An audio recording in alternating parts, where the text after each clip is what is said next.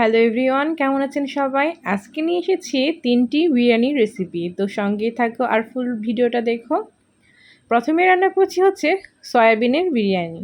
দেখতেই পাচ্ছ সয়াবিনটা কিন্তু আমি ফুটন্ত গরম জলে ফুটিয়ে নিচ্ছি। সয়াবিন যদি গরম জলে ফুটিয়ে নেওয়া হয় তাহলে কিন্তু ভেতরে যে ময়লাগুলো থাকে আর যে শক্ত ভাবটা সেটাও চলে যায় আর খেতেও ভালো লাগে। তারপর হচ্ছে হলুদ আর লবণ দিয়ে সয়াবিনগুলো কিন্তু ভেজে নিচ্ছি। আগে কিন্তু আমরা যখন সয়াবিন রান্না করতাম মাকে রান্না করতে দেখতাম যে সয়াবিন জলে ভিজিয়ে রাখতো। কিন্তু এখন আর তা করি না। সম্পূর্ণটা হচ্ছে গরম জলে ফুটিয়ে নিই তাহলেই হয়ে যায়। তারপরে জলটা ঝরিয়ে হলুদ আর লবণ দিয়ে ভেজে নিলে হয়ে যায়। তারপরে তেল গরম করে পেঁয়াজ কুচিগুলো ভেজে নিচ্ছি। তার আগে গরম মসলার মধ্যে হচ্ছে দারচিনি, এলাচ, তেজপাতা, লবঙ্গ এগুলো ফোড়ন দিয়েছিলাম। তারপর পেঁয়াজ কুচিগুলো দিয়ে লালচে করে ভেজে নিয়েছিলাম। তারপরে আদা বাটা আর রসুন বাটাটা দিয়ে নাড়াচাড়া করে নিচ্ছিলাম যাতে কাঁচা গন্ধটা চলে যায়। তারপরে মশলাগুলো দিয়ে দিয়েছিলাম। এখানে ছিল বিরিয়ানির মশলা, জিরে গুঁড়ো, হলুদের গুঁড়ো, মরিচের গুঁড়ো, স্বাদমতো লবণ আর ছিল কয়েকটা কাঁচা লঙ্কা ফালি। মশলাটা ভালো করে কষিয়ে সয়াবিনগুলো দিয়ে দিয়েছিলাম। সয়াবিনটা দিয়ে আরেকটু কষিয়ে চালটা দিয়ে দিয়েছিলাম। চালটা কিন্তু ভালোভাবে ভেজে নিতে হবে, কারণ চালটা ভালোভাবে ভাজলেই কিন্তু বিরিয়ানিটা একদম ঝরঝরে হয়। দেখতেই পাচ্ছ আমি কিন্তু চালটা একদম ভালোভাবে ভেজে নিচ্ছি। আমি খুব শর্টকাট কিন্তু বিরিয়ানিটা দেখাচ্ছি, কিন্তু ফুল রেসিপিটা কিন্তু মুখে বলছি। তারপরে পরিমাণ মতো জল, যে অনুযায়ী চাল তার দ্বিগুণ হচ্ছে জল দিয়ে কিছুক্ষণ জাল করে ঢাকনা দিয়ে ঢেকে রেখেছিলাম। দেখতেই পাচ্ছ কতটা ঝরঝরে হয়েছিল। আর সামান্য পরিমাণ চিনি আর স্বাদমতো লবণটা কিন্তু অবশ্যই দিতে হবে, তাহলে কিন্তু বিরিয়ানির স্বাদটা আসবে না।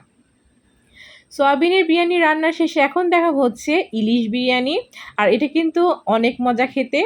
কে কে ট্রাই করেছে অবশ্যই কিন্তু কমেন্টে জানিও। দেখতেই পাচ্ছ এখানে কিন্তু প্রথমে ফোড়ন দিয়েছিলাম হচ্ছে তেজপাতা, দারচিনি, এলাচ, লবঙ্গ। তারপরে পেঁয়াজ এখানে বাটা ব্যবহার করেছিলাম। পেঁয়াজ বাটাটা দিয়ে পেঁয়াজটা একটু ভালোভাবে ভেজে নিয়েছিলাম।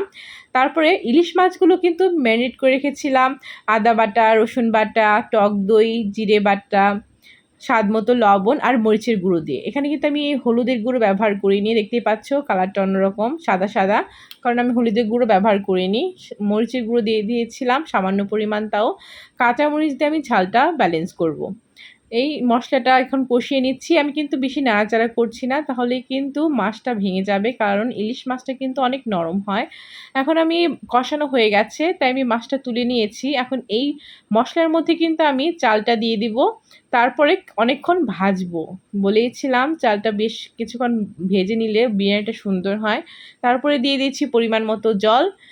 জলটা যখন শুকিয়ে এসেছে, চাল দেওয়ার পরে জলটা যখন শুকিয়ে এসেছে, তার উপর কিন্তু মাছগুলো দিয়ে দিয়েছি। আর তার উপরে কিন্তু পেঁয়াজের বেরেস্তাগুলো দিয়ে দিয়েছিলাম। এটা দিলে কিন্তু ফ্লেভারটা অনেক সুন্দর হয়, খেতে অনেক ভালো লাগে।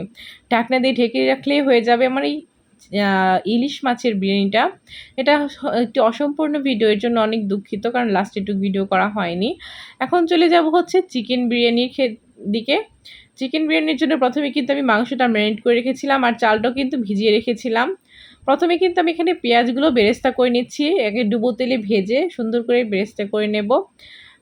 বিরিয়ানির ক্ষেত্রে বেরেস্তা দিলে কিন্তু ফ্লেভারটা অনেক সুন্দর হয় আর খেতেও ভালো লাগে। আমার অবশ্য ভালো লাগে। তো এর জন্য আমি ব্যবহার করি। পেঁয়াজ বেরেস্তা করার পরে কিন্তু আমি বাকি আমি অলরেডি সম্পূর্ণ করে নেব। রেখেছি। এরপর কড়াইয়ে তেল গরম করে তেজপাতা, দারচিনি, এলাচ ফোড়ন দিয়ে মাংসটা আমি ছেড়ে দেব। তারপরে ভালোভাবে কষিয়ে নেব। দেখতে পাচ্ছ মাংসটা আমি ছেড়ে দিচ্ছি আর ভালোভাবে কিন্তু কষিয়েও নেব। পেঁয়াজগুলো কিন্তু মাংসের সাথেই দিয়ে দিয়েছিলাম। তোমরা চাইলে আগেও ভেজে নিতে পারো। আমি আগেই ভেজে নেই, কিন্তু তখন আমি একসাথেই দিয়ে দিয়েছিলাম আর কয়েকটা কাঁচা লঙ্কাও দিয়ে দিয়েছিলাম। আর মাংসগুলো ম্যারিনেট করে রেখেছিলাম হচ্ছে বিরিয়ানি মশলা, জিরা বাটা, হলুদের গুঁড়ো, মরিচের গুঁড়ো, স্বাদমতো লবণ দিয়ে আর সামান্য পরিমাণ টক দই দিয়ে কিন্তু আমি এই মশলাটা করে রেখেছিলাম। মাংসটা ম্যারিনেট করে রেখেছিলাম। এই যে দেখতেই পাচ্ছ আমি কিন্তু ভালোভাবে কষিয়ে নিচ্ছি। কষানো হয়ে গেলে কিন্তু আমি অনেকটা পরিমাণ মাংস দেখতেই পাচ্ছ এখানে নেই, কারণ আমি সেটা তুলে নিয়েছি। কারণ বিরিয়ানিটা যখন লাস্টের দিকে হবে তখন কিন্তু আমি বাকি মাংসটুকু দিয়ে দিব। এই দেখো চালটা দিয়ে কিন্তু জলটাও দিয়ে দিয়েছি, যে পরিমাণ চাল তার দ্বিগুণ জল। চালটা ভালোভাবে ভেজে নিতে হবে। আমার এক কড়াইতে হয়নি, এর জন্য অনেকটা পরিমাণ ছিল, এর জন্য ২টা কড়াই ব্যবহার করেছিলাম। তারপরে উপর দিয়ে বেরেস্তা আর কাঁচামরিচ ছিটিয়ে দিয়েছিলাম, ঢেকে রেখেছিলাম। দেখো আমার বিরিয়ানিটাও রেডি হয়ে গেছে। তাহলে বলো কেমন লাগলো আমার এই ভিডিওটি।